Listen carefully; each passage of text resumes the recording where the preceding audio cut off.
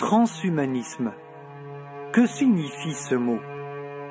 Nous avons cherché quelle pouvait en être la définition, quel pouvait être le sens exact de ce terme et d'où il venait. Car en effet, jamais nous ne l'avions entendu. Ni à la radio, ni à la télévision. Rien, pas même dans le dictionnaire.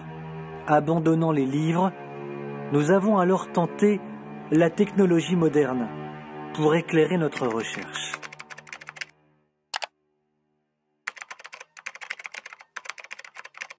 Transhumanisme. Ça y est, nous y sommes. Le transhumanisme est, dit-on, un mouvement culturel et intellectuel prônant l'usage des sciences et des techniques afin de développer les capacités physiques et mentales des êtres humains. Par ailleurs, on apprend plus loin que ce mouvement considère les affres de la condition humaine inutiles et indésirables. Comment placer l'homme face à l'explosion de la recherche médicale et technologique? Genèse de toutes ces questions, le désir au départ légitime de l'homme de lutter contre toutes les maladies. Cancer, myopathie, maladies orphelines, etc. Avec le temps, les NBIC faisant des progrès fulgurants, les ténors de la recherche ont glissé vers des fantasmes contraires aux lois naturelles, se forgeant notamment cette conviction.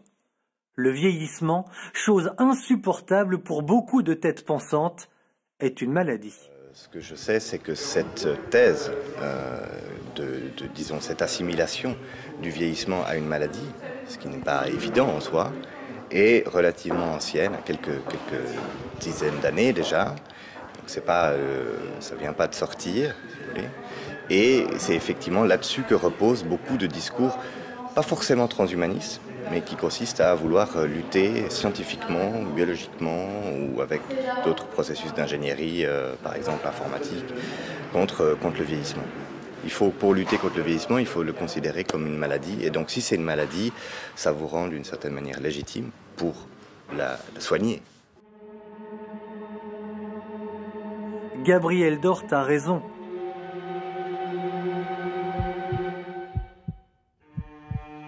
Si vous considérez qu'il n'existe pas de loi naturelle inhérente à l'homme, si vous commencez à considérer le vieillissement comme une maladie, alors tout devient légitime.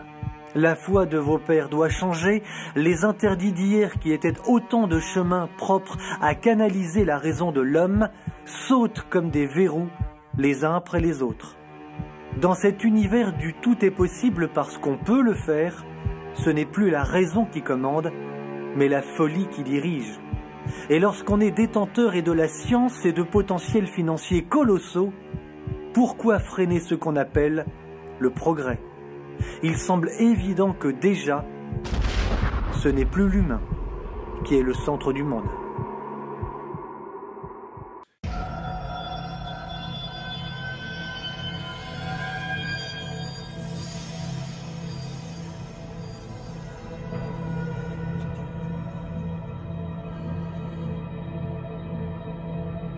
L'évolution de nos technologies s'accélère de manière exponentielle. À Grenoble, des chercheurs ont mis au point un procédé révolutionnaire implanté au cœur du cerveau. Mécanicien d'un nouvel homme hybride, le professeur Benabid a créé le premier stimulateur cérébral. Des microélectrodes implantées profondément dans le cerveau en modifient le fonctionnement. En s'attaquant au cerveau, une science de plus en plus invasive pénètre au plus intime de l'humain. Alors sur cette vidéo, on voit un malade parkinsonien stade préopératoire à qui on est en train de faire des tests pour montrer à quel point il est handicapé. Il n'est pas capable de tenir debout tout seul. Le voici après l'intervention, mais le stimulateur n'est pas en marche. On voit que la main droite tremble. Mon collègue vient mettre en marche le stimulateur et on va voir que ce tremblement de la main droite va s'arrêter immédiatement. On On est en train de mettre en marche son stimulateur de l'autre côté.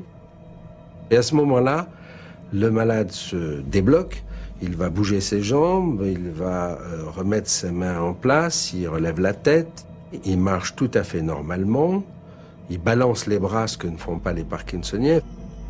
Il fait un pas de valse pour montrer à quel point il est agile de ses jambes. Le fait d'arrêter le stimulateur vous ramène dans l'horreur identique. Et quand on redémarre à nouveau, le miracle survient. Même si ces résultats extraordinaires restent à être confirmés dans la durée, cet implant a fait le tour du monde. 40 000 personnes en sont déjà équipées. La zone à stimuler est minuscule, de la taille d'un grain de riz, et les réglages sont effectués à cerveau ouvert sur les patients pendant une opération qui dure une dizaine d'heures. Le principe de la stimulation profonde consiste à envoyer des ondes haute fréquence dans les zones du cerveau qui dysfonctionnent, soit pour les activer, soit pour les inhiber. La stimulation fait disparaître les symptômes de la maladie, mais ne la guérit pas. Finalement, nos systèmes neuronaux, ils ont toujours la même façon de ne pas aller bien. Ils se mettent à balbutier, à bégayer. Et la stimulation, tout ce qu'elle sait faire, c'est de venir secouer un petit peu tout ça et empêcher que ce bégaiement persiste. C'est exactement comme un brouillage radio. Alors à partir de ça, je ne vois pas comment on peut améliorer un fonctionnement normal parce que dans le type de stimulation qu'on utilise, on fait quelque chose de relativement grossier. Grossier peut-être, mais efficace. Peu à peu, les chercheurs trouvent d'autres applications à ce stimulateur. Comme les ondes peuvent inhiber le désir de manger, ils le testent actuellement pour traiter l'obésité. On l'utilise déjà pour soigner certaines dépressions graves ou des troubles obsessionnels compulsifs. Des électrodes peuvent désormais corriger notre comportement, normaliser nos intentions, modifier nos humeurs. Et la preuve est faite qu'on peut implanter au cœur du cerveau une interface homme-machine. À 1 heure de train de Londres, à l'université de Reading, la Silicon Valley britannique, un professeur de cybernétique en pleine santé a déjà commencé à transformer son propre corps. Preuve que l'idéologie transhumaniste s'est déjà répandue de ce côté de l'Atlantique. Je ne veux pas rester un simple humain. Je veux pouvoir m'améliorer, devenir un homme augmenté, un cyborg. Oui, c'est ce que j'aimerais être.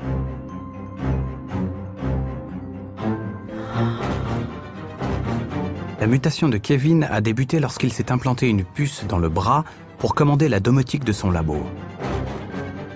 Il est devenu alors le premier cyborg volontaire au monde. Le premier implant que j'ai eu, c'est cette puce RFID, à identification par fréquence radio, que j'ai choisi d'insérer dans mon bras gauche de façon expérimentale. Elle permet à l'ordinateur de mon bâtiment de m'identifier en permanence. Quand je me déplace, les portes s'ouvrent, les lumières s'allument, et quand je passe devant la porte d'entrée, ça fait « Hello, Professor Warwick. » Beaucoup d'animaux portent cet implant aujourd'hui, mais j'ai été le premier humain à l'avoir. On pourrait l'utiliser comme un passeport pour les humains. J'adore être un cyborg.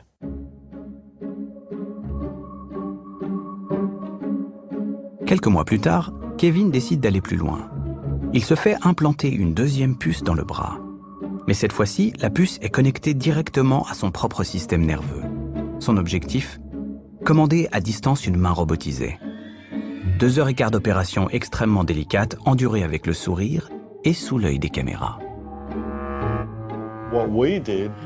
Ça a pris 6 semaines pour apprendre à mon cerveau à reconnaître les nouvelles impulsions, pour mesurer la force de ma main robotisée.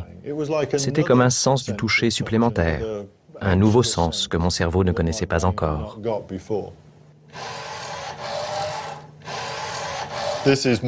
Voici Mogui. Mogui est un robot de recherche.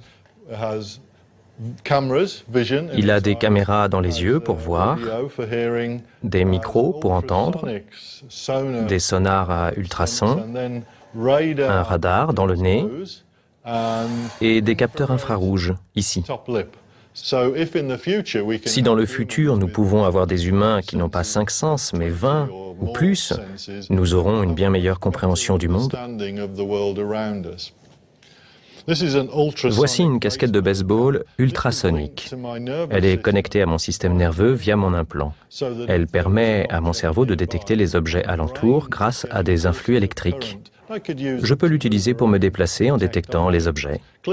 C'est une vraie forme d'amélioration que tout le monde peut avoir. Ce que je vais essayer de faire maintenant, c'est utiliser ceci pour marcher sans heurter quoi que ce soit. Il n'y a rien à droite, ce n'est pas à ma gauche, ce n'est pas à ma droite, c'est en face de moi, c'est la caméra. Kevin jalouse secrètement les machines. Aujourd'hui, c'est à ce robot extincteur d'incendie qu'il confie son rêve d'un avenir meilleur. Bienvenue. Tu as été très bien. Tu t'en sors bien mieux que moi, ça c'est sûr. Peut-être que dans le futur, quand nos corps devenus obèses nous empêcheront de nous déplacer, on se baladera dans de petits véhicules comme celui-ci, nos cerveaux contrôlant le monde autour de nous. Nos corps ne servent qu'à promener nos cerveaux, peut-être à avoir des relations sexuelles ou 2-3 choses comme ça. Mais si nous pouvions nous débarrasser de nos corps, ce serait très utile. On va effectivement avoir 2 espèces distinctes, les augmentés et les ordinaires, ou les naturels. Et je sais à quel groupe je veux appartenir. Je ne veux pas être dans le groupe de ces humains naturels et ennuyeux, aux capacités mentales limitées. Je veux être avec les intellectuels, les humains augmentés. Nous partons à Vienne, en Autriche, pour rencontrer Christian, le premier homme bionique d'Europe. En 2005, victime d'un choc électrique de 20 000 volts, Christian doit se faire amputer des 2 bras. Il décide de participer au programme de recherche du laboratoire de prothèses Otto Bock. Comment va ton bras depuis la dernière fois? Il fonctionne très bien. Parfait. Sans problème.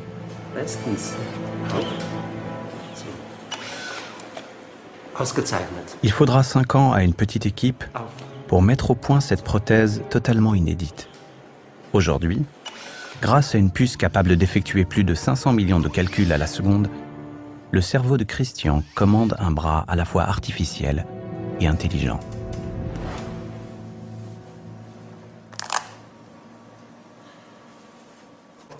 Les signaux qui se forment dans le cerveau de Christian sont acheminés par les nerfs conducteurs jusqu'à la surface de la poitrine. Là, ils sont saisis par des capteurs ultrasensibles qui transforment ces signaux en signaux de commande pour la prothèse. Ces machines intégrées sont le premier pas vers le cyborg. Cet être robotisé, aux performances améliorées, qui hante l'imaginaire de la science-fiction depuis les années 60. Christian lui-même espère que ses bras artificiels lui donneront bientôt quelques super pouvoirs. Je me réjouis déjà de pouvoir être un jour beaucoup plus fort, de porter des poids très lourds, comme Schwarzenegger dans Terminator. Tout cela va être possible à l'avenir. J'ai hâte de voir ça.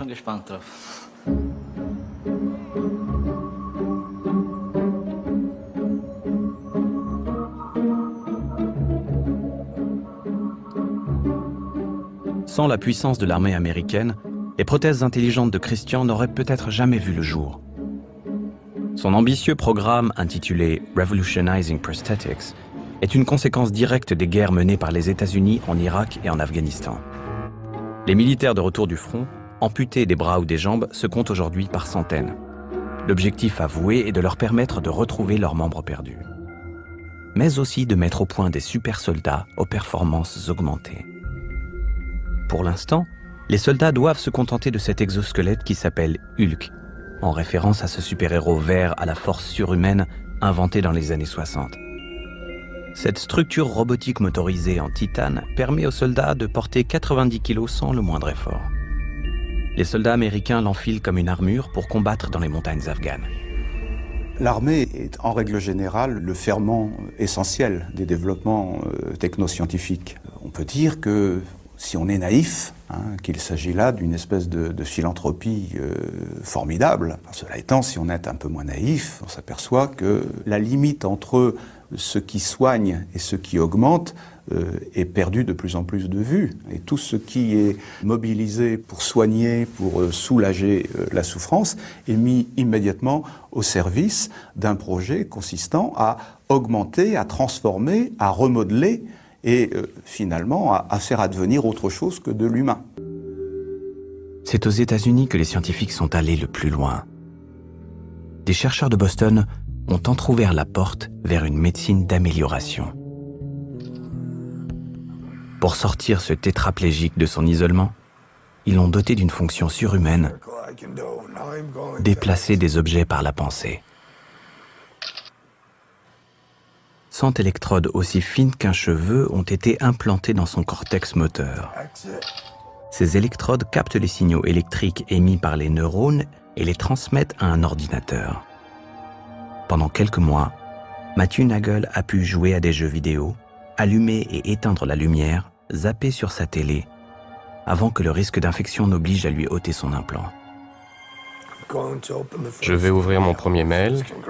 Il dit bravo, vous faites un beau boulot. Maintenant, je vais allumer la télé.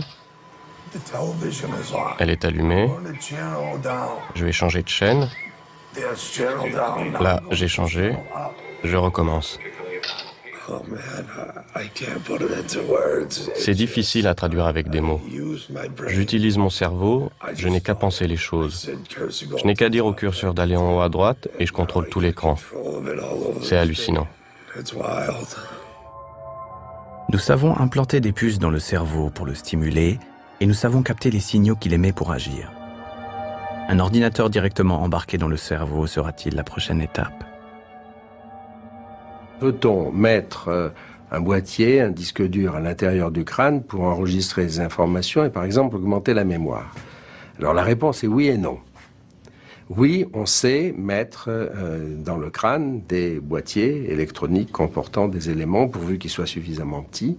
Maintenant, est-ce que les informations qu'on acquiert sur ce disque dur, c'est une mémoire additionnelle comme un disque dur externe que je peux ensuite rebrancher? Bien, la réponse est non. Pourquoi c'est non? Parce que je ne sais pas où la rebrancher.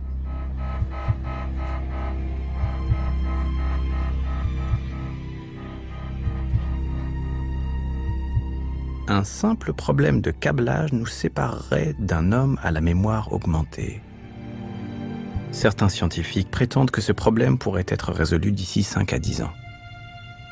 Je sais que ça paraît fou, mais les fondateurs de Google parlent déjà sérieusement d'avoir Google directement dans le cerveau, avec un implant. La première fois qu'ils en ont parlé, on a pensé qu'ils plaisantaient. Mais non, ils sont sérieux.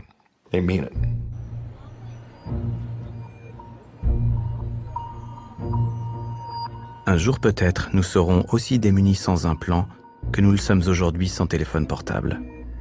Nos futurs employeurs exigeront de nous des cerveaux équipés des meilleurs logiciels.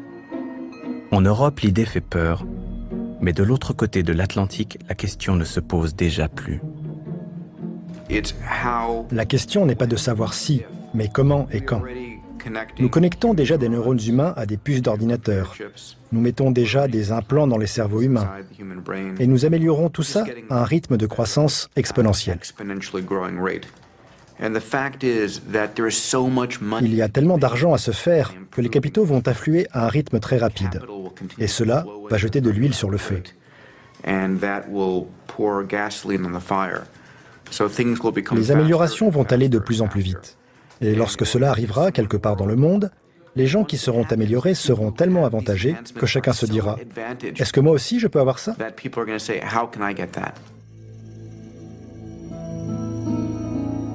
Peter Diamandis est transhumaniste. Ce mouvement rassemble quelques milliers de personnes dans le monde, philosophes et scientifiques. Certains d'entre eux sont haut placés dans les institutions et les laboratoires de recherche américains. Depuis l'été dernier, ce lobby dispose même d'une université située sur le campus de la NASA dans la Silicon Valley. Comme tous les transhumanistes, Rod prépare l'évolution des plus riches d'entre nous vers une espèce humaine technologiquement augmentée qui succédera à l'Homo sapiens.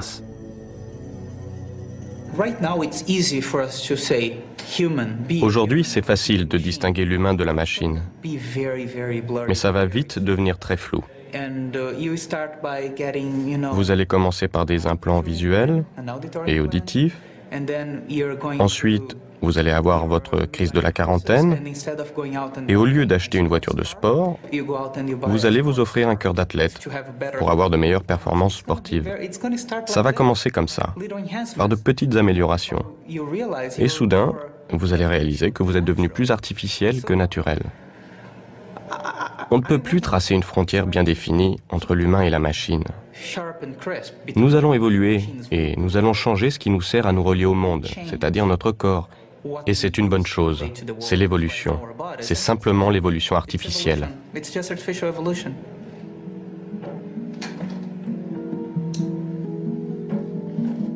On enseigne ici à la crème des étudiants du monde que l'homme est une machine dont nous pourrons bientôt changer indéfiniment les pièces et que la mort est une maladie dont nos enfants guériront.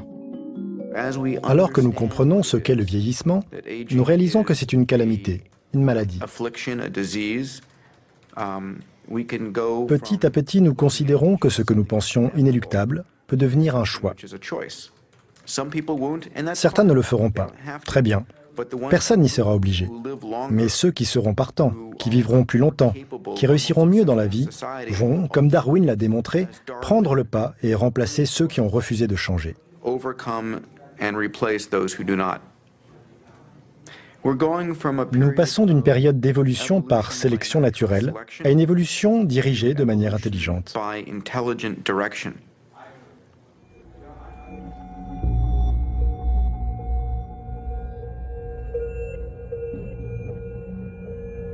Ce qu'il y a de radicalement nouveau, c'est la volonté de l'espèce humaine d'agir sur elle-même de manière rationnelle à partir d'un plan. Même si l'évolution a procédé par bricolage, sans plan préétabli justement, lorsque des êtres humains prétendent devenir les ingénieurs de cette histoire, il y a une sorte de démesure qui peut évidemment se retourner contre eux.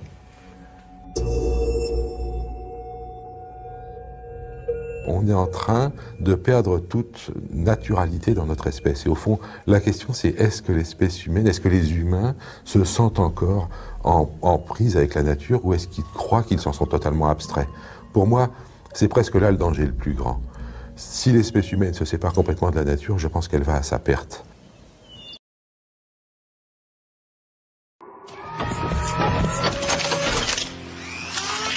Jarvis, you there? Voici l'extrait d'un film sorti en 2008. On y parle d'un inventeur de génie, transformé en homme-machine, un super-homme, un homme augmenté, modifié. Iron Man, Spider-Man, Robocop, Terminator. Au-delà du business et des recettes colossales générées par ces films, Iron Man a rapporté plus d'1 milliard de dollars par exemple. Ces super productions américaines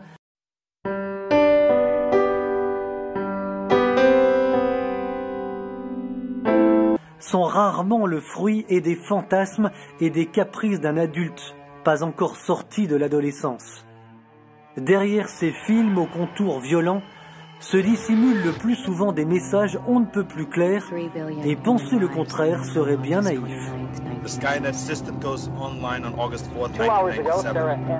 Fantastique de voir des machines américaines faire régner la paix hors de nos frontières. On va mettre un homme dans une machine.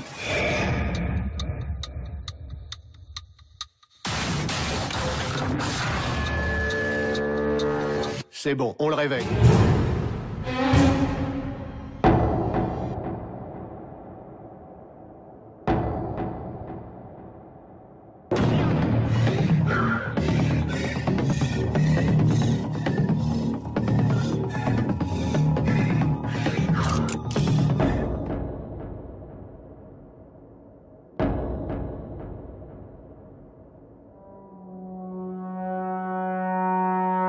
La succession de films et d'images toujours plus choquantes banalise le regard d'un public qui finit par s'habituer.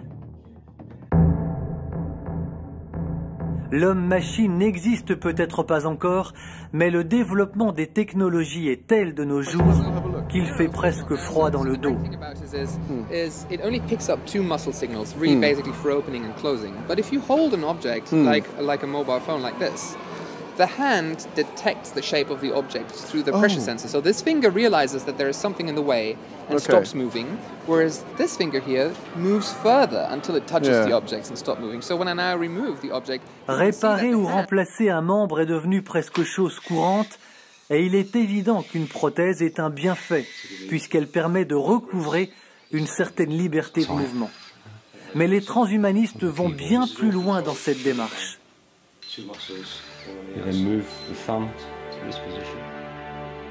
Fort des connaissances médicales et technologiques aussi surprenantes que terrifiantes, ces derniers se plaisent à rêver car ils voient dans cette évolution une ouverture à tous leurs fantasmes. On ne voit aucun inconvénient, on constate, il y a eu des essais, on y va de manière progressive, d'abord par le biais thérapeutique, et puis, qui sait, un jour on peut envisager des choses qui aujourd'hui paraissent aberrantes, mais pourtant, théoriquement, si vous voulez, il n'est pas incohérent de penser qu'un beau jour, ou un mauvais jour, comme vous voulez, un jour, eh bien, il y aurait des personnes qui seraient prêtes à choisir de remplacer un membre sain, biologique, parce que pour X et X raisons, elle considérait que ce serait plus intéressant, mieux, que sais-je, elle ferait le choix de passer à un membre, ça peut être aussi un organe, bionique, biomécatronique, etc. Donc, le transhumanisme pose la question, pourquoi pas ? Le but est donc bien d'améliorer l'homme, de le débarrasser, paraît-il, de toute contrainte et de convaincre le commun des mortels de l'intérêt vital de cette démarche. Pour ce faire, on agit par étapes. On exalte la médecine par les avancées de ses chercheurs, on la justifie pour le bien-être de l'homme, on diffuse le message au moyen du cinéma, des livres, des médias, des conférences, des clips vidéo. Bref, on habitue l'esprit à penser autrement. Can you hear me? Yes. ID. KPC 897504C. Can you move your head? Parmi celles et ceux qui font l'apologie du transhumanisme, Martine Roblat, un ancien homme devenu femme. Sa dernière trouvaille, faire la copie robot de son ex-femme. Hello. Hello, Bina48. Bina. I am Bina48. How are you feeling today? Everything is okay. How are you? Les promoteurs de cette nouvelle science, de la pensée transhumaniste, nous promettent donc le bien-être absolu, le confort, la santé pour tous, la justice sociale universelle et la sécurité pour chacun. On vante une société où l'égalité à tous les niveaux sera possible et dans laquelle on pourra devenir des surhommes. Les transhumanistes, leurs sympathisants et les entreprises comme Google, riches à milliards, prêchent un discours parfaitement rodé pour imposer leur volonté. Vivre 100 ans, 150 ans et plus sera possible. Bref, le quotidien sera comme il ne l'a jamais été, nous dit-on. D'un côté, on nous assure un allongement de la vie, de l'autre, on ne cesse de nous dire que nous sommes trop nombreux sur la Terre.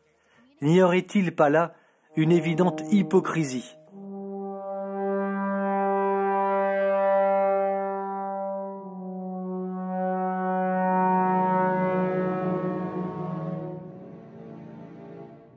Dans cette interview, le gourou du transhumanisme Ray Kurzweil, récemment embauché par Google, promet quant à lui des choses effrayantes.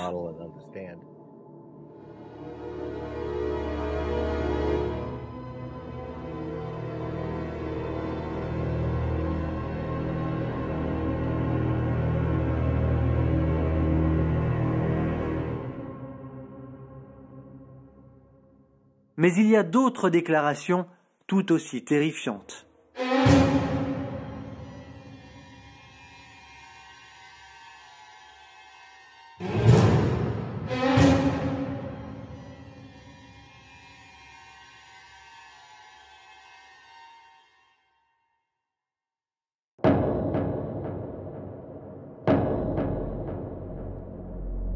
Pour Ray Kurzweil et bien d'autres, l'homme n'a pas encore achevé son évolution biologique. Il nous faut donc aller plus loin.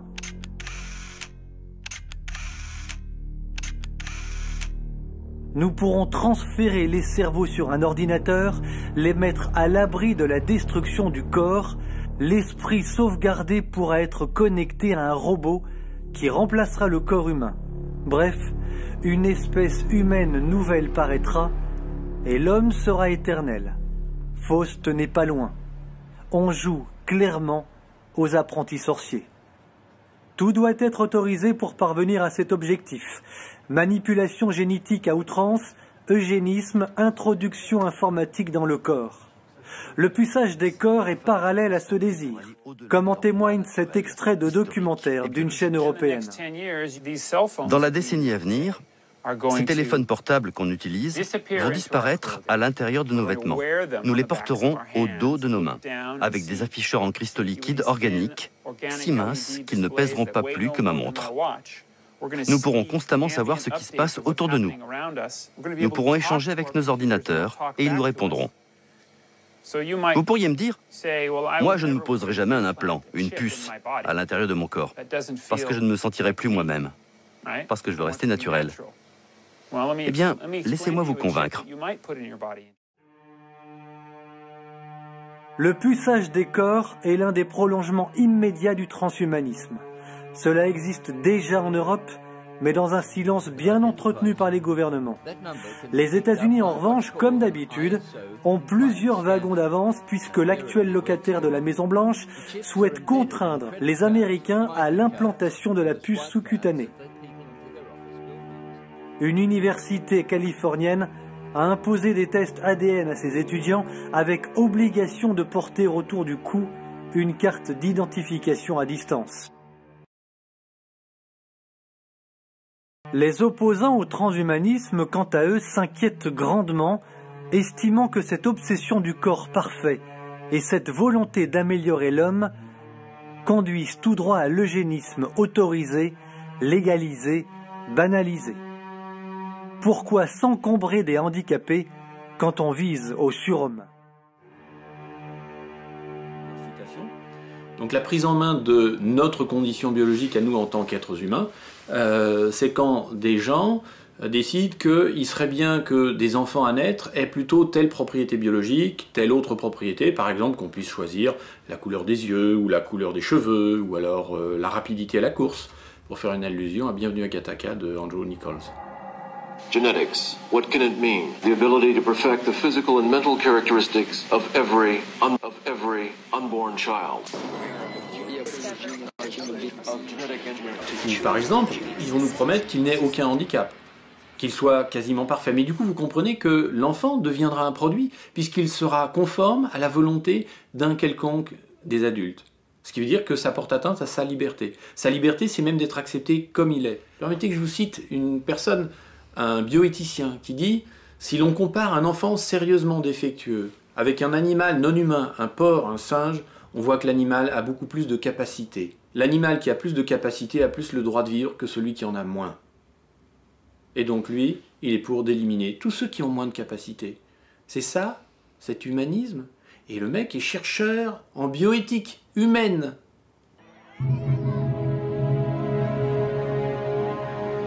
C'est à Los Angeles qu'un tout nouveau marché a vu le jour. Ici, la fabrication de l'homme parfait commence dès la conception, en sélectionnant le meilleur des embryons. Une nouvelle industrie propose des bébés à la carte, toutes options, garanties à 100%. Mère porteuse sur catalogue, donneur de sperme ultra sélectionné, on vend ici au prix fort le patrimoine génétique de l'enfant parfait. On peut maintenant choisir le sexe de son enfant et bien d'autres choses encore. Et voilà les incubateurs. Les embryons y sont exactement comme dans le ventre de leur mère. Vous avez combien de bébés là-dedans? 40 bébés. En France, comme dans la plupart des pays du monde, choisir le sexe de son enfant est illégal. Mais un simple voyage à Los Angeles et quelques milliers de dollars permettent de contourner la loi. En Chine, tout le monde veut un garçon. Au Canada, on préfère les filles. Au Mexique, les filles aussi. En France, plutôt les filles que les garçons, mais c'est presque 50-50.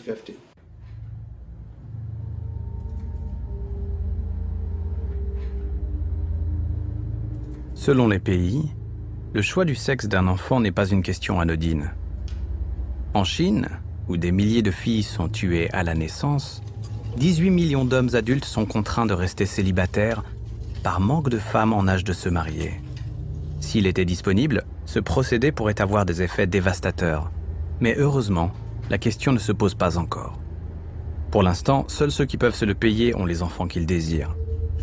La technologie utilisée pour sélectionner les embryons s'appelle le diagnostic préimplantatoire. Ce diagnostic a été inventé pour éviter l'avortement à des couples porteurs de maladies génétiques graves qui ne souhaitent pas mettre au monde un enfant malade. Cette technique, détournée par les mercenaires de la procréation, a aussi permis de créer le marché de l'enfant sur mesure. Elisabeth et Peter sont en parfaite santé et déjà parents de 2 enfants. Mais pour le 3e, pas question de laisser sa chance à la nature. Donc vous êtes intéressé par la sélection du sexe. Oui. Vous avez déjà 2 enfants, en bonne santé, 2 garçons. Oui, on aimerait une petite fille en bonne santé. Bien. Le procédé que nous utilisons implique une fertilisation in vitro. Le plus ici, c'est que nous avons une super équipe de généticiens qui vont pratiquer une biopsie sur les embryons et étudier les caractères génétiques que l'on veut sélectionner.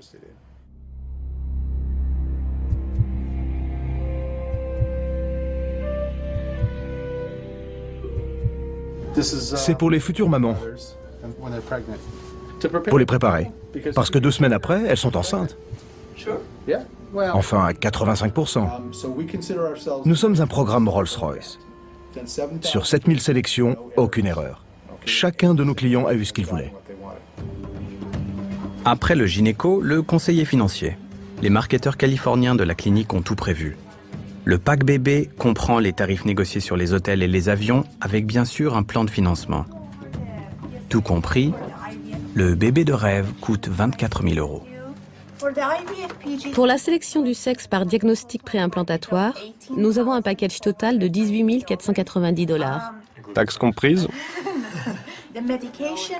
Les médicaments ne sont jamais inclus dans notre pack. Pour ce type de prestation, ils vous coûteront environ 5 000 $ de plus, mais ça n'a rien à voir avec nos honoraires. Merci beaucoup. Merci.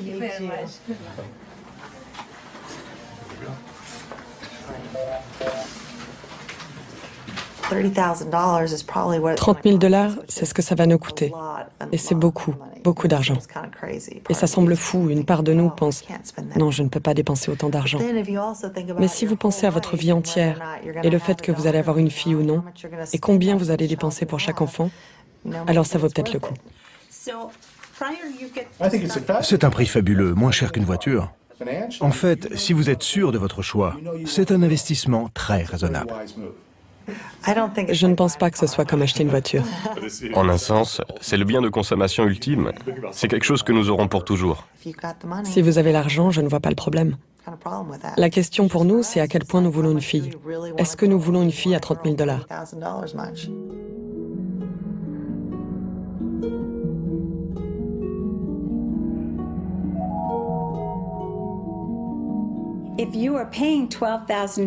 Si vous payez $12 000 ou plus pour un traitement pour choisir le sexe de votre enfant, quelle sorte de pression cela met-il sur lui? Et si elle n'était pas une petite fille modèle? Et s'il ne veut pas jouer au foot avec vous? Et si elle ne veut pas porter des robes roses?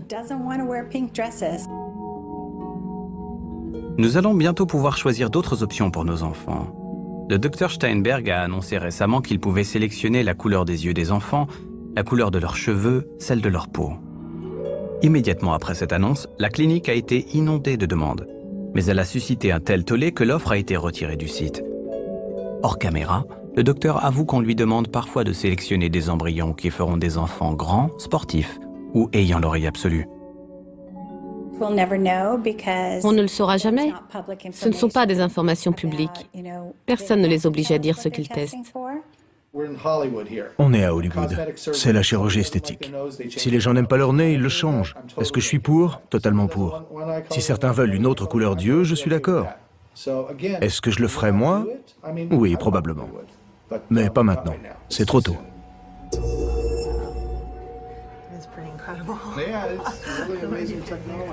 Le docteur Steinberg est convaincu que le temps finira par lui donner raison. En Angleterre, des médecins ont déjà accepté d'éliminer les embryons d'un enfant qui aurait risqué de loucher.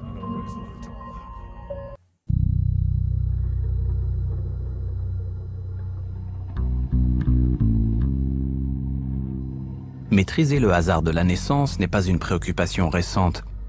Vers 1870, Francis Galton, le cousin de Charles Darwin, fonde l'eugénisme. Son objet est double: entraver la multiplication des inaptes et améliorer la race en favorisant la reproduction des plus aptes. Pétri de bonnes intentions, ce mouvement se développe dès le début du XXe siècle. D'abord aux États-Unis, puis en Europe. En 1950, 33 États américains possèdent des lois eugénistes, comme la stérilisation des handicapés, des épileptiques, des malades mentaux, parfois même des alcooliques et des toxicomanes. Ces politiques sont abandonnées lorsque les Américains découvrent l'horreur des camps de concentration nazis. Aujourd'hui, on dispose de techniques qui permettent de faire de l'eugénisme d'une façon beaucoup moins traumatisante qu'avant, puisqu'on ne va pas stériliser les gens, d'une façon qui laisse les individus relativement libres de ce qu'ils décident, et donc toutes les conditions sont mises en place pour qu'on reprenne un eugénisme aussi fou que celui des années 30.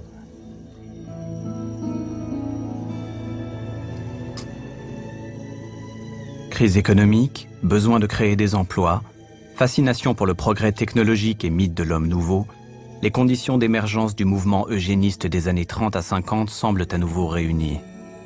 Mais aujourd'hui, la plupart des médecins considèrent que le tri des embryons est un eugénisme positif parce qu'il n'est pas imposé par un gouvernement, mais librement choisi par chacun. Beaucoup de gens se rassurent en disant que le nouvel eugénisme est libéral, il est librement consenti puisque les individus choisissent eux-mêmes de sélectionner ou non leurs embryons. Ce qu'il ne faut pas oublier, c'est que, comme c'est montré dans le film Bienvenue à Gattaca, eh bien, à partir du moment où les gens commencent à choisir, eh bien, ceux qui ne choisissent pas se retrouvent en difficulté et que donc, en fait, on crée une espèce d'obligation de choix. Donc, c'est pas aussi vrai que ça en a l'air, que les gens peuvent choisir ou non de trier leurs embryons. Si on l'autorise, eh bien, ça deviendra plus ou moins obligatoire à moyen terme. Et très vite, il y aura une pression sociale très forte, si ce n'est une obligation, une pression, pour que les gens fassent des enfants utiles, normés, et qui devraient théoriquement être plus heureux que les autres. C'est un homme qui nourrit un rêve dingue que j'ai rencontré. Un homme qui conserve dans son garage tous les souvenirs de son père disparu. Il a une obsession, le faire revivre, lui, ce chef d'orchestre parti trop tôt pour son fils. Tous ses souvenirs, les lettres d'amour écrites à ma mère, ses enregistrements et partitions de musique, les films, les photos. Tout ça représente pas mal d'informations à son sujet. L'intelligence artificielle peut prendre tout ça en compte. Elle peut traverser mon cerveau pour en tirer des souvenirs, ou décortiquer son ADN dans sa tombe. On pourrait en fait recréer une bien meilleure copie de mon père à 58 ans, l'âge où il est mort. C'est l'idée. Ça pourrait avoir beaucoup de succès. J'en ai parlé autour de moi, même à des gens qui ne sont pas tellement intéressés par ce genre de choses, mais à qui quelqu'un manque profondément. Celui qui veut faire revivre son père est devenu l'un des hommes les plus influents de la planète. Ray Kurzweil est le patron du développement chez Google. Ce futurologue nous a reçus à San Francisco. Et après cette interview, franchement, j'ai eu quelques problèmes de sommeil. Parce que Terminator, à côté des prédictions de Kurzweil, c'est la petite maison dans la prairie.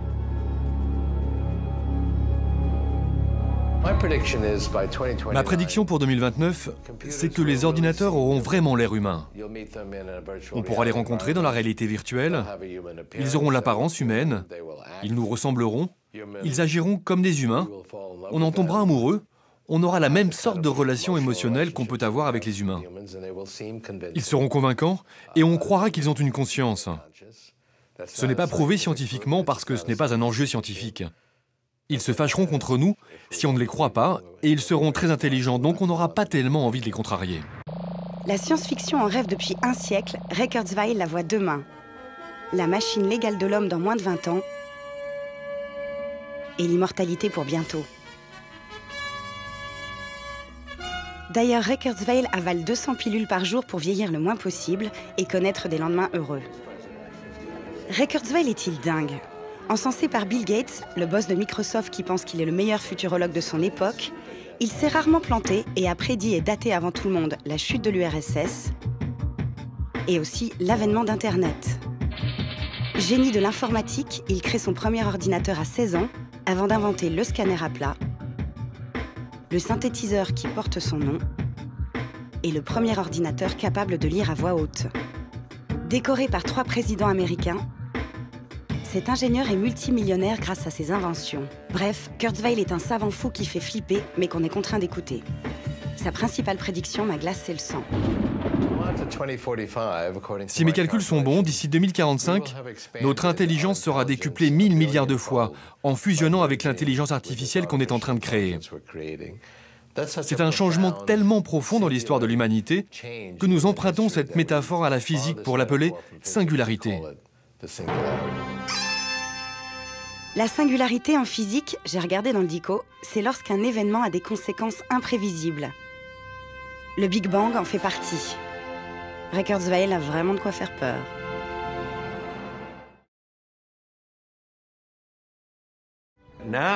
Maintenant, les technologies que nous développons sont dirigées vers l'intérieur de notre corps. Il ne s'agit plus de modifier notre environnement, mais de nous modifier nous-mêmes. C'est l'une des 5 ou 6 plus grandes révolutions de ces dernières 10 000 années, selon comment on compte la naissance de Jésus-Christ. C'est un pas aussi important que la sédentarisation. Nous avons eu l'avènement de la conscience, l'ère industrielle, l'ère de l'information. C'est un énorme défi. La question est de savoir comment nous allons rester humains au milieu de tout ça.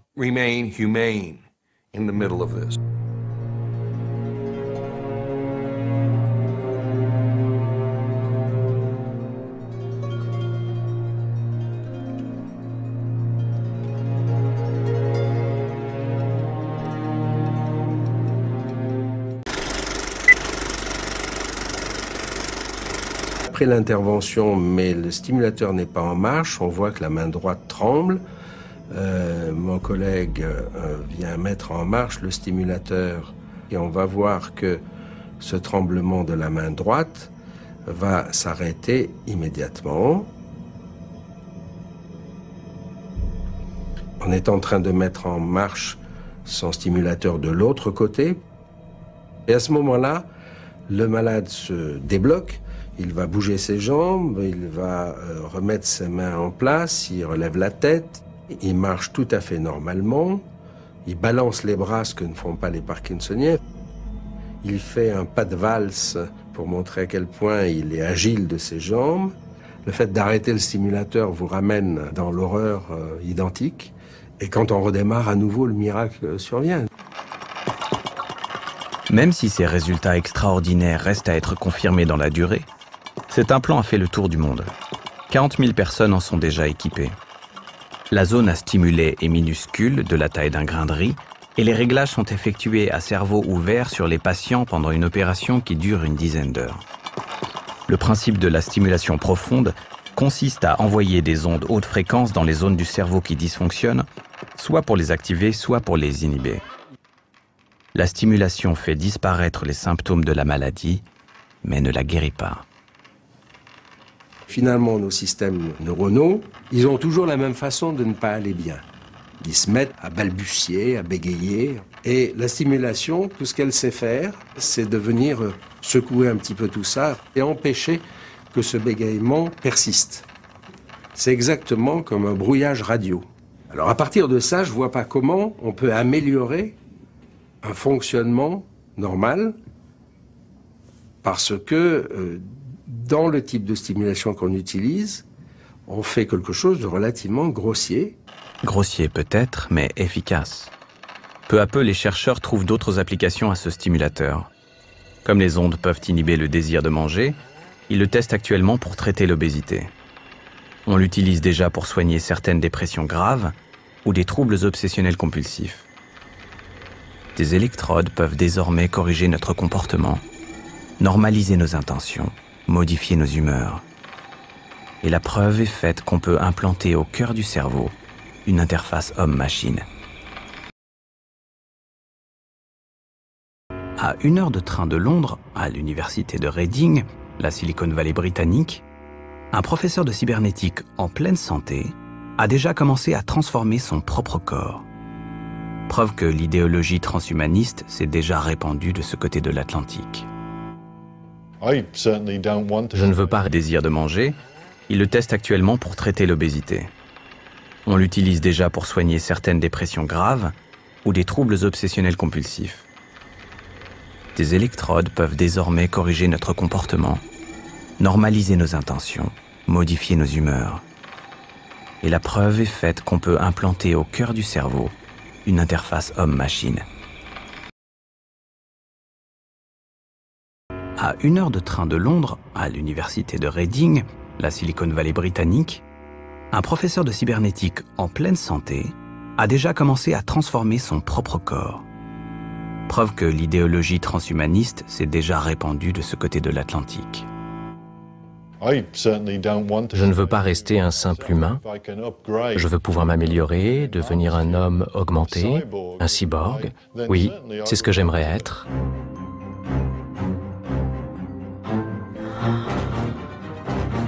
La mutation de Kevin a débuté lorsqu'il s'est implanté une puce dans le bras pour commander la domotique de son labo. Il est devenu alors le premier cyborg volontaire au monde. Le premier implant que j'ai eu, c'est cette puce RFID, à identification par fréquence radio, que j'ai choisi d'insérer dans mon bras gauche de façon expérimentale. Elle permet à l'ordinateur de mon bâtiment de m'identifier en permanence. Quand je me déplace, les portes s'ouvrent, les lumières s'allument, et quand je passe devant la porte d'entrée, ça fait « Hello, Professor Warwick. » Beaucoup d'animaux portent cet implant aujourd'hui, mais j'ai été le premier humain à l'avoir. On pourrait l'utiliser comme un passeport pour les humains. J'adore être un cyborg.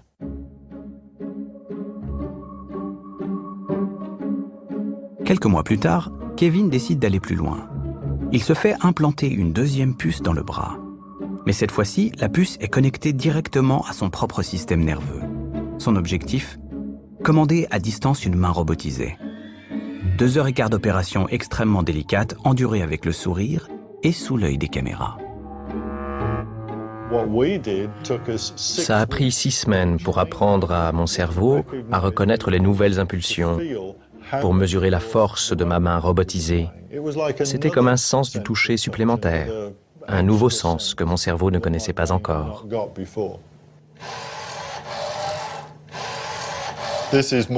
Voici Mowgli.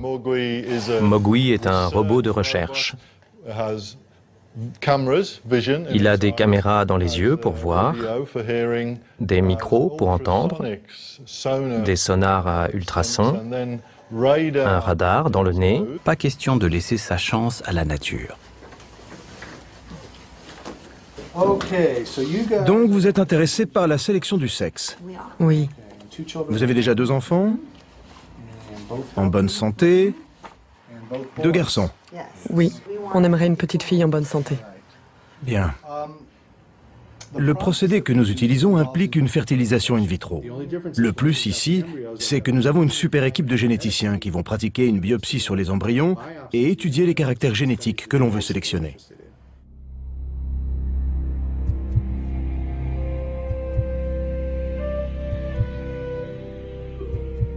C'est pour les futures mamans.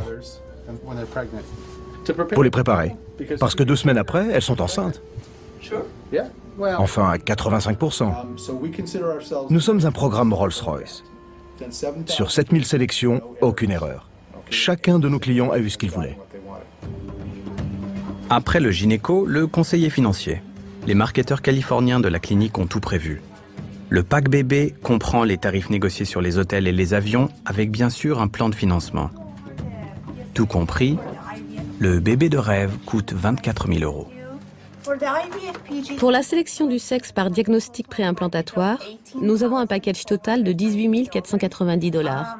Taxes comprises? Les médicaments ne sont jamais inclus dans notre pack. Pour ce type de prestation, ils vous coûteront environ 5 000 $ de plus. Mais ça n'a rien à voir avec nos honoraires.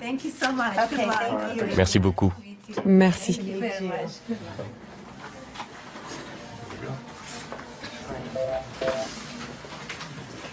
$30 000, c'est ce que ça va nous coûter. Et c'est beaucoup, beaucoup d'argent. Et ça semble fou, une part de nous pense « Non, je ne peux pas dépenser autant d'argent ». Mais si vous pensez à votre vie entière, et le fait que vous allez avoir une fille ou non, et combien vous allez dépenser pour chaque enfant, alors ça vaut peut-être le coup. C'est un prix fabuleux, moins cher qu'une voiture. En fait, si vous êtes sûr de votre choix, c'est un investissement très raisonnable. Je ne pense pas que ce soit comme acheter une voiture. En un sens, c'est le bien de consommation ultime. C'est quelque chose que nous aurons pour toujours. Si vous avez l'argent, je ne vois pas le problème. La question pour nous, c'est à quel point nous voulons une fille. Est-ce que nous voulons une fille à $30 000 ?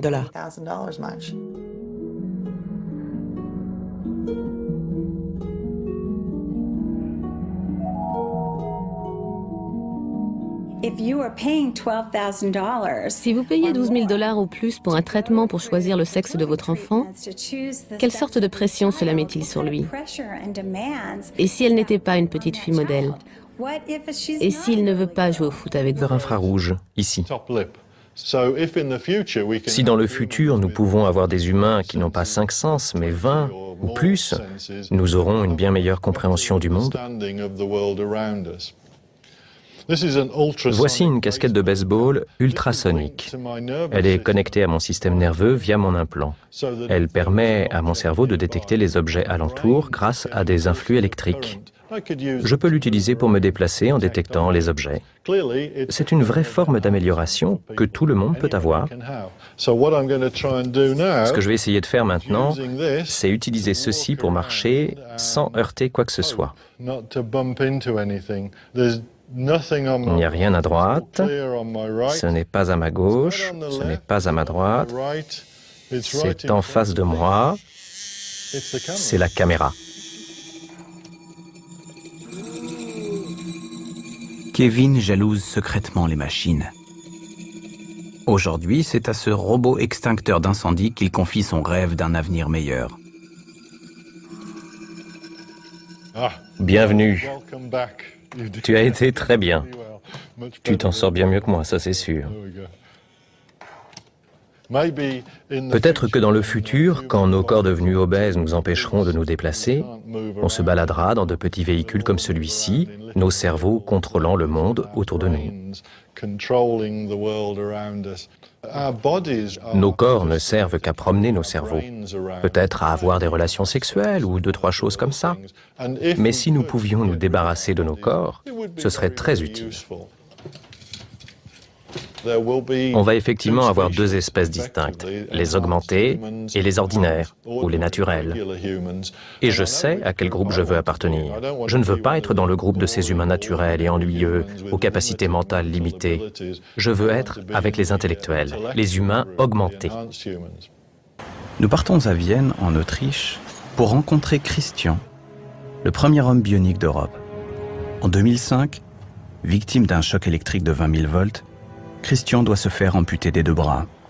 Il décide de participer au programme de recherche du laboratoire de prothèses Ottobock. Comment va ton bras depuis la dernière fois? Il fonctionne très bien. Parfait. Sans problème.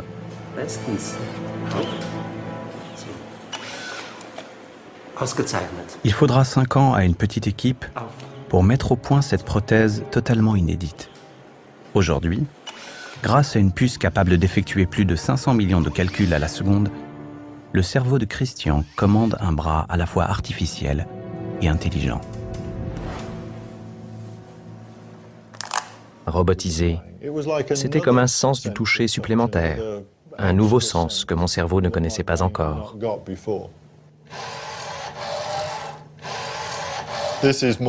Voici Mowgli. Mowgli est un robot de recherche. Il a des caméras dans les yeux pour voir, des micros pour entendre, des sonars à ultrasons, un radar dans le nez et des capteurs infrarouges ici.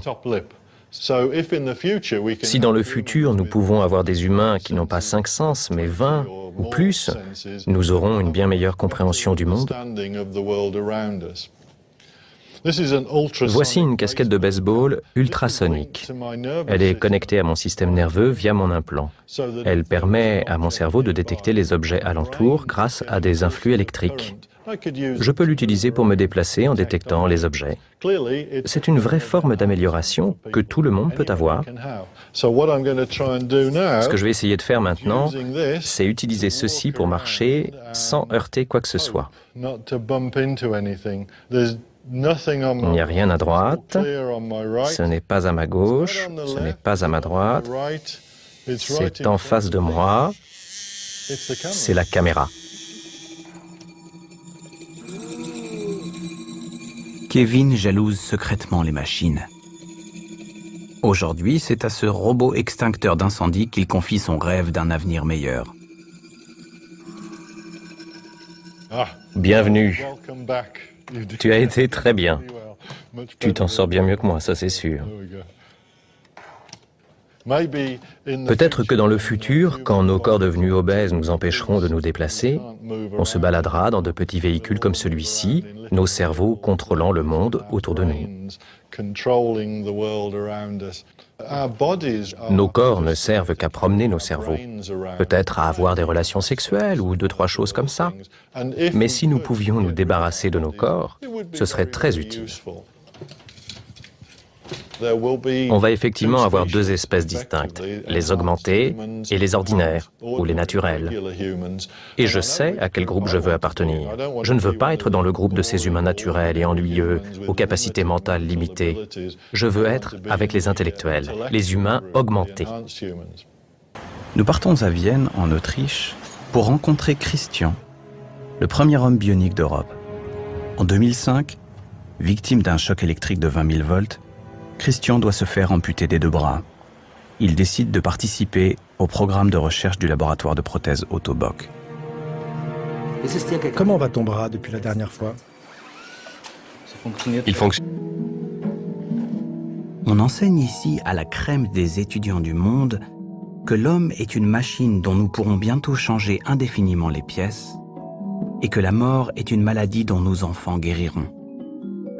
Alors que nous comprenons ce qu'est le vieillissement, nous réalisons que c'est une calamité, une maladie. Petit à petit, nous considérons que ce que nous pensions inéluctable peut devenir un choix. Certains ne le feront pas. Très bien. Personne n'y sera obligé. Mais ceux qui seront partants, qui vivront plus longtemps, qui réussiront mieux dans la vie, vont, comme Darwin l'a démontré, prendre le pas et remplacer ceux qui ont refusé de changer.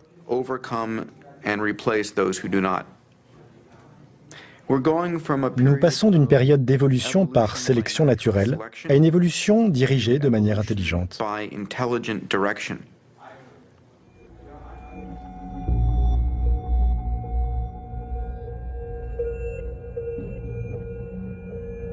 Ce qu'il y a de radicalement nouveau, c'est la volonté de l'espèce humaine d'agir sur elle-même de manière rationnelle à partir d'un plan. Même si l'évolution a procédé par bricolage, sans plan préétabli justement, lorsque des êtres humains prétendent devenir les ingénieurs de cette histoire, il y a une sorte de démesure qui peut évidemment se retourner contre eux.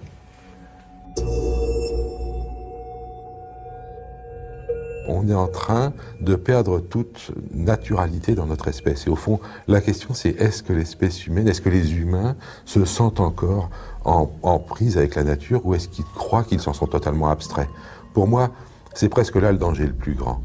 Si l'espèce humaine se sépare complètement de la nature, je pense qu'elle va à sa perte.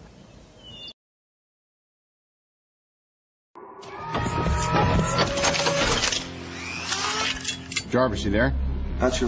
Voici l'extrait d'un film sorti en 2008.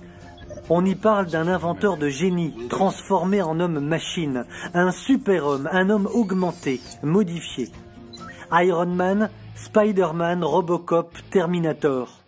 Au-delà du business et des recettes colossales générées par ces films, Iron Man a rapporté plus d'1 milliard de dollars par exemple. Ces super productions américaines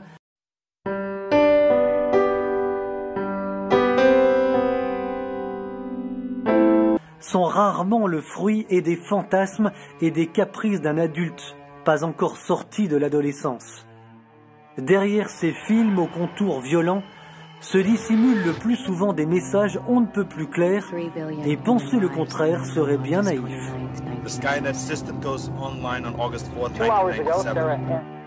Sportif ou ayant l'oreille absolue. On ne le saura jamais. Ce ne sont pas des informations publiques. Personne ne les oblige à dire ce qu'ils testent. On est à Hollywood. C'est la chirurgie esthétique. Si les gens n'aiment pas leur nez, ils le changent. Est-ce que je suis pour? Totalement pour. Si certains veulent une autre couleur d'yeux, je suis d'accord. Est-ce que je le ferai moi? Oui, probablement. Mais pas maintenant. C'est trop tôt.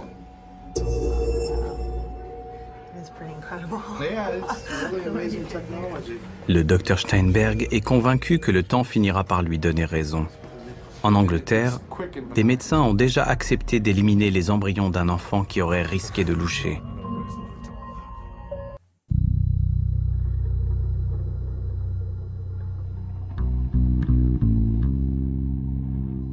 Maîtriser le hasard de la naissance n'est pas une préoccupation récente.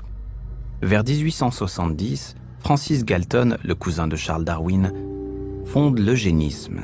Son objet est double: entraver la multiplication des inaptes et améliorer la race en favorisant la reproduction des plus aptes. Pétri de bonnes intentions, ce mouvement se développe dès le début du XXe siècle. D'abord aux États-Unis, puis en Europe. En 1950, 33 États américains possèdent des lois eugénistes, comme la stérilisation des handicapés, des épileptiques, des malades mentaux, parfois même des alcooliques et des toxicomanes. Ces politiques sont abandonnées lorsque les Américains découvrent l'horreur des camps de concentration nazis.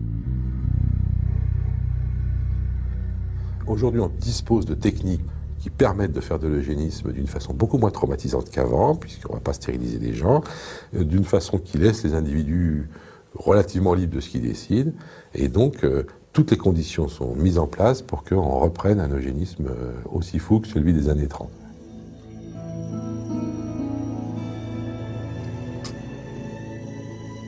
Crise économique, besoin de créer des emplois, fascination pour le progrès technologique et mythe de l'homme nouveau, les conditions d'émergence du mouvement eugéniste des années 30 à 50 semblent à nouveau réunies.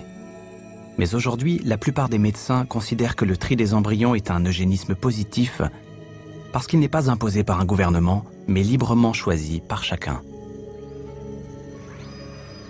Beaucoup de gens se rassurent en disant que le nouvel eugénisme est libéral, il est librement consenti puisque les individus choisissent eux-mêmes de sélectionner ou non leurs embryons. Ce qu'il ne faut pas oublier, c'est que, comme c'est montré dans le film Bienvenue à Gattaca, eh bien, à partir du moment où les gens commencent à choisir, eh bien, ceux qui ne choisissent pas se retrouvent en difficulté et que donc, en fait, on crée une espèce d'obligation de choix. Donc, c'est pas aussi vrai que ça en a l'air, que les gens peuvent choisir ou non de trier leurs embryons. Si on l'autorise... Est donc bien d'améliorer l'homme, de le débarrasser, paraît-il, de toute contrainte et de convaincre le commun des mortels de l'intérêt vital de cette démarche. Pour ce faire, on agit par étapes.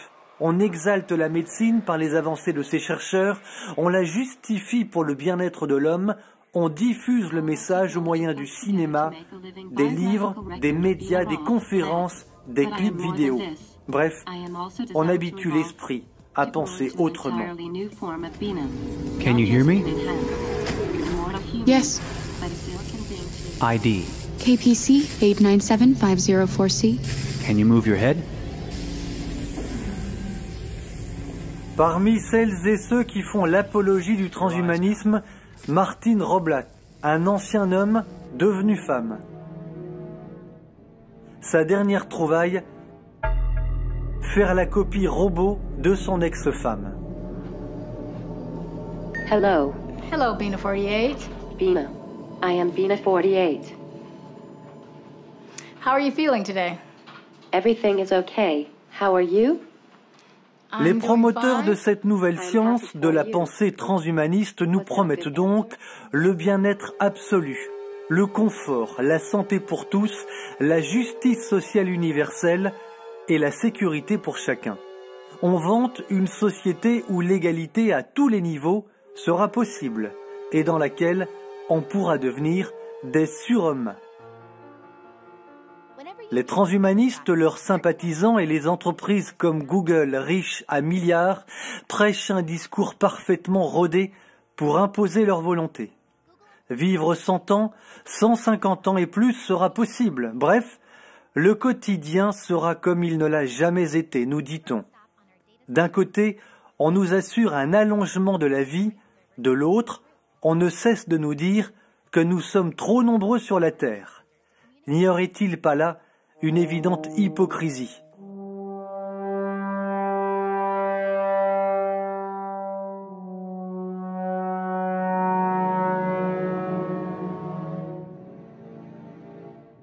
Dans cette interview, le gourou du transhumanisme Ray Kurzweil, récemment embauché par Google, promet quant à lui des choses effrayantes.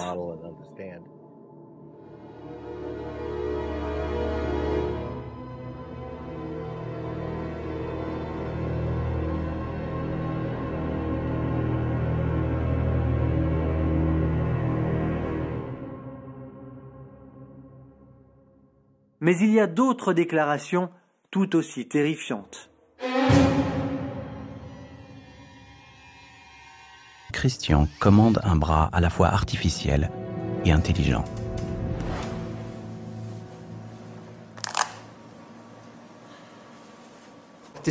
Les signaux qui se forment dans le cerveau de Christian sont acheminés par les nerfs conducteurs jusqu'à la surface de la poitrine.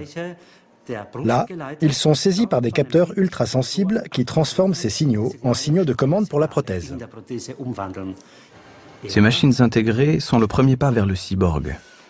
Cet être robotisé, aux performances améliorées, qui hante l'imaginaire de la science-fiction depuis les années 60. Christian lui-même espère que ses bras artificiels lui donneront bientôt quelques super-pouvoirs. Je me réjouis déjà de pouvoir être un jour beaucoup plus fort, de porter des poids très lourds, comme Schwarzenegger dans Terminator. Tout cela va être possible à l'avenir. J'ai hâte de voir ça.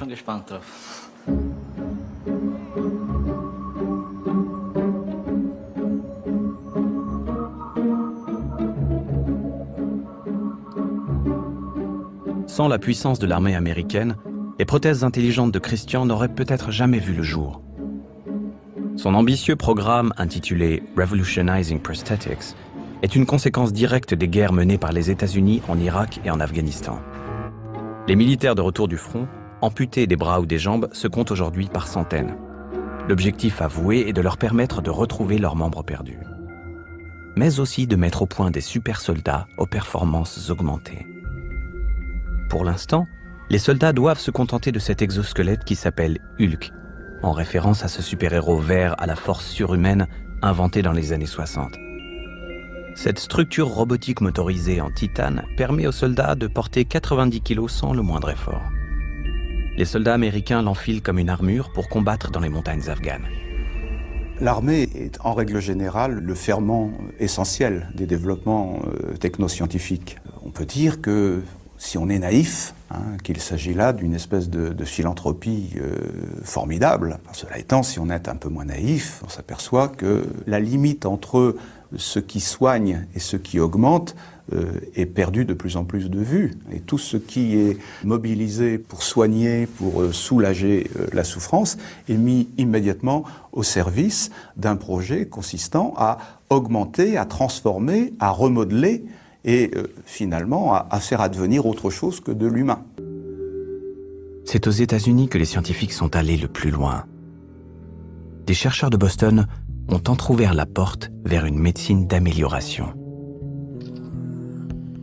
Pour sortir ce tétraplégique de son isolement, ils l'ont doté d'une fonction surhumaine, déplacer des objets par la pensée.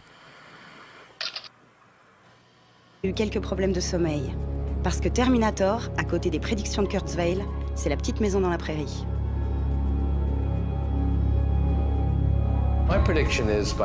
Ma prédiction pour 2029, c'est que les ordinateurs auront vraiment l'air humain. On pourra les rencontrer dans la réalité virtuelle, ils auront l'apparence humaine, ils nous ressembleront, ils agiront comme des humains, on en tombera amoureux, on aura la même sorte de relation émotionnelle qu'on peut avoir avec les humains. Ils seront convaincants et on croira qu'ils ont une conscience. Ce n'est pas prouvé scientifiquement parce que ce n'est pas un enjeu scientifique. Ils se fâcheront contre nous si on ne les croit pas, et ils seront très intelligents, donc on n'aura pas tellement envie de les contrarier. La science-fiction en rêve depuis un siècle, Ray Kurzweil la voit demain. La machine légale de l'homme dans moins de 20 ans, et l'immortalité pour bientôt. D'ailleurs, Ray Kurzweil avale 200 pilules par jour pour vieillir le moins possible et connaître des lendemains heureux. Ray Kurzweil est-il dingue ? Encensé par Bill Gates, le boss de Microsoft qui pense qu'il est le meilleur futurologue de son époque, il s'est rarement planté et a prédit et daté avant tout le monde la chute de l'URSS et aussi l'avènement d'Internet. Génie de l'informatique, il crée son premier ordinateur à 16 ans avant d'inventer le scanner à plat, le synthétiseur qui porte son nom et le premier ordinateur capable de lire à voix haute.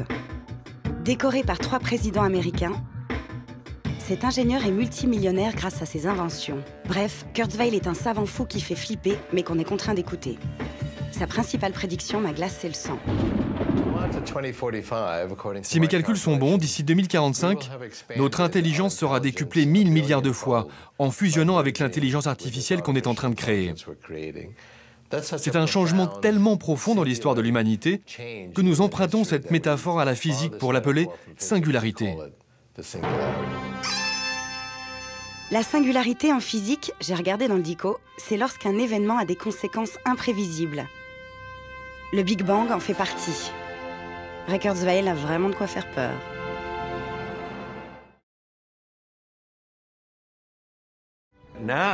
Maintenant, les technologies que nous développons sont dirigées vers l'intérieur de notre corps. Il ne s'agit plus de modifier notre environnement, mais de nous modifier nous-mêmes. C'est l'une des 5 ou 6 plus grandes révolutions de ces dernières 10 000 années, selon comment on compte la naissance de Jésus-Christ. C'est un pas aussi important que la sédentarisation. Nous avons eu l'avènement de la conscience, l'ère industrielle, l'ère de l'information. C'est un énorme défi. La question est de savoir comment nous allons rester courante, et il est évident qu'une prothèse est un bienfait, puisqu'elle permet de recouvrer une certaine liberté de mouvement.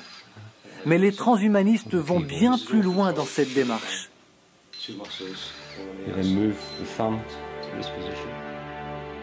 Fort des connaissances médicales et technologiques aussi surprenantes que terrifiantes, ces derniers se plaisent à rêver car ils voient dans cette évolution une ouverture à tous leurs fantasmes.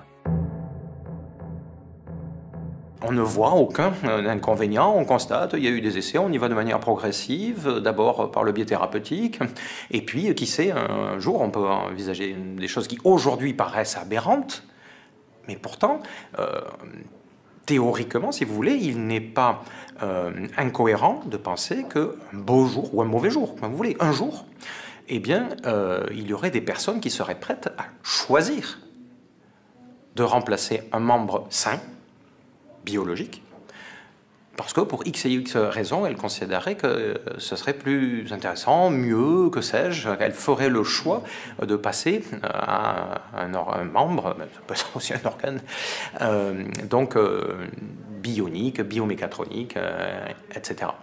Donc, le transhumanisme pose la question, pourquoi pas ? Le but est donc bien d'améliorer l'homme, de le débarrasser, paraît-il, de toute contrainte et de convaincre le commun des mortels de l'intérêt vital de cette démarche. Pour ce faire, on agit par étapes. On exalte la médecine par les avancées de ses chercheurs, on la justifie pour le bien-être de l'homme, on diffuse le message au moyen du cinéma, des livres, des médias, des conférences, des clips vidéo. Bref, on habitue l'esprit à penser autrement. Can you hear me? Yes. ID. KPC 897504C. Can you move your head? Parmi celles et ceux qui font l'apologie du transhumanisme, Martine Roblat, un ancien homme devenu femme. Sa dernière trouvaille, faire la copie robot de son ex-femme. Hello. Hello, Bina48. Bina. I am Bina48. How are you feeling today? Everything is okay. How are you? Les promoteurs de cette nouvelle science de la pensée transhumaniste nous promettent donc le bien-être absolu, le confort, la santé pour tous, la justice sociale universelle et la sécurité pour chacun. On vante une société où l'égalité à tous les niveaux sera possible et dans laquelle on pourra devenir